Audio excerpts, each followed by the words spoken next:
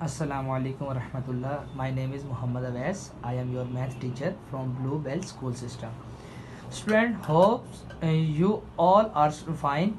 Now we are starting to the lecture from grade 8. Now we discuss exercise number 5.3, question number 6. What is question?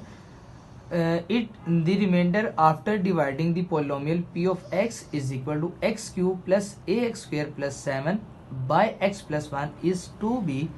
Calculate the value of a and b if this expression leaves a remainder of b plus 5 on being dividing by x minus 2. क्या मतलब है इस question का? वो कहता है कि remainder after dividing polynomial this by x plus 1 is two b. इस क्वेश्चन के टू पार्ट्स हैं. एक पार्ट ये है कि वो कहता है जब हम इस पोलिनोमियल को डिवाइड करते हैं x प्लस 1 के साथ, किसके साथ? x प्लस 1 के साथ, उसका जो रिमाइंडर है is equal to B.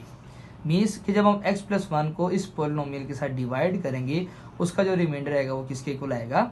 2b के. ओके, तो पहले हम इसको इतना सा सोल्व करते हैं कि मैंने लिखा let p of x is equal to px x cube plus ax square plus 7.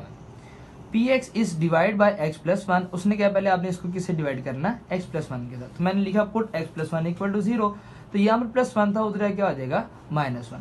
ठीक है, तो जहाँ जहाँ पर x था वहां पर मैंने क्या, तो ये देखें मैंने x के क्या लिख दिया? माइनस 1 का cube plus a into minus 1 का स्क्वेयर प्लस 7.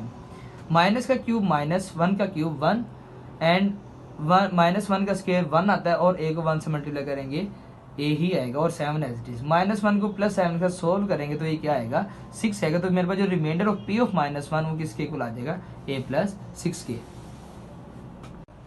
देखिए फर्स्ट कंडीशन में हमारे पास क्या थी? According to first condition remainder is two b, कि जब हम x प्लस 1 को p ऑफ x का डिवाइड करेंगे तो उसका जो रिमाइंडर आएगा वो किसके इक्वल आएगा?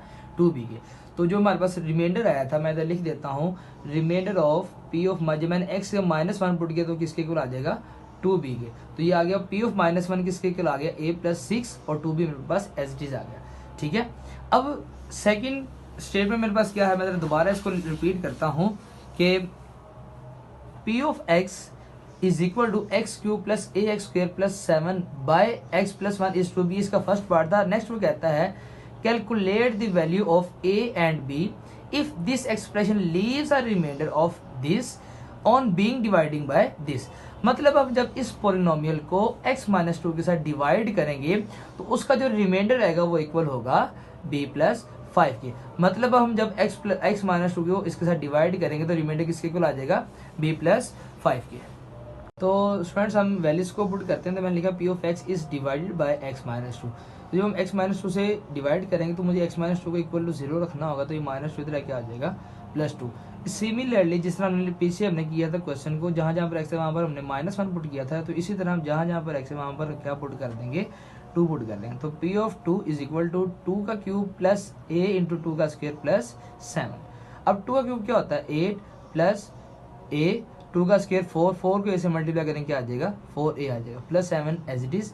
8 प्लस 7 क्या आ जाएगा? 15 and plus 4a as it is आ जाएगा. ठीक है, अब अकॉर्डिंग टू गिवन स्टेटमेंट वो कहता है कि कंडीशन हमारे पास क्या है कि जब हम आप इस फैक्टर को मतलब x माइनस 2 को डिवाइड करते हैं p ऑफ x के साथ, उसका जो रिमाइंडर होगा वो किसके इक्वल होगा?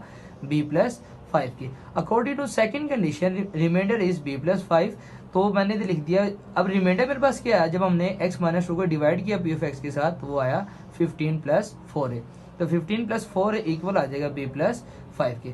अब मुझे कांस्टेंट वैल्यू को एक तरफ कर लेना है. तो ये प्लस का 15 इधर क्या आ जाएगा? माइनस का 15 और ये प्लस का b इधर क्या आ जाएगा? माइनस का b. ठीक है, तो 5 में से 15 निकालेंगे तो 10 साइन बड़ी वैल्यू का आ जाएगा. तो बड़ी वैल्यू के साथ क्या है? माइनस. तो इधर माइनस 4a माइनस b. इसको मैंने क्वेश्चन नंबर 2 का नाम दे दिया था और इसको क्वेश्चन नंबर 1 का नाम दे दिया. ओके, अब हमने बेसिकली a और b की वैल्यू फाइंड आउट करनी है. अब a और b की वैल्यू को फाइंड आउट किस तरह करेंगे? यहाँ हम a की वैल्यू फाइंड आउट करेंगे, पहले b की वैल्यू फाइंड आउट करेंगे. जी, तो इक्वेशन नंबर 2 में b की वैल्यू पुट करेंगे तो a प्लस 6, मेरे पास इक्वेशन नंबर 1 क्या है? a plus 6 is equal to 2b. अब a plus 6 as it is 2 as it is b की जगह मैंने उसकी वैल्यू पुट कर दी जो कि क्या है? 10 प्लस 4 है जो कि हमने इधर फाइंड आउट की. तो a प्लस 6 इज इक्वल 2 को अंदर मल्टीप्लाई कर देंगे. 2 10 20 प्लस 2 4 8 a आ जाएगा. तो 20 में से हम 6 माइनस करेंगे तो 14 आ जाएगा, और ये +8 इधर आके आ जाएगा -8 हो जाएगा।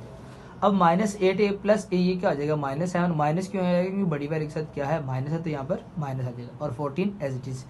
ए इज इक्वल, अब मुझे ए फाइंड आउट करना है, तो -7 इधर मल्टीप्लाई इस तरफ जाके आ जाएगा, डिवाइड हो जाएगा, तो ए इज इक्वल टू 14 ओवर -7। तो ए इज इक्वल टू 7 1 7 7 2 14, तो क्या आ जाएगा -2। ये हमने ए की वैल्यू फाइंड आउट कर ली, ठीक है। इसी तरह हम ए की वैल्यू को पुट कर देंगे इक्वेशन नंबर 2 में, जो कि हमने इक्वेशन में पीछे लिखी थी 4a - b इक्वल टू -10। अब जहां पर a है वहां पर मैं क्या लिख दूंगा -2। तो मैंने लाइन लिख दी putting the value of a in equation number 2। तो 4a की जगह मैंने लिख दिया -2 -b इज इक्वल टू -10। 4 को -2 से मल्टीप्लाई करेंगे तो ये आ जाएगा -8 -b as it is equal to -10 b as it is. मुझे b की वैल्यू फाइंड आउट करनी है, तो नेगेटिव b उस तरफ जाए क्या आ जाएगा पॉजिटिव b, और ये -10 इधर आके आ जाएगा +10। तो -8 + 10 क्या आ जाएगा 2 इज इक्वल टू बी। तो बी का आंसर मेरे पास क्या आ गया इक्वल टू 2 आ गया। तो मुझे ए और बी की वैल्यू फाइंड आउट करनी थी, और यही मेरे पास क्या है रिक्वायर्ड आंसर।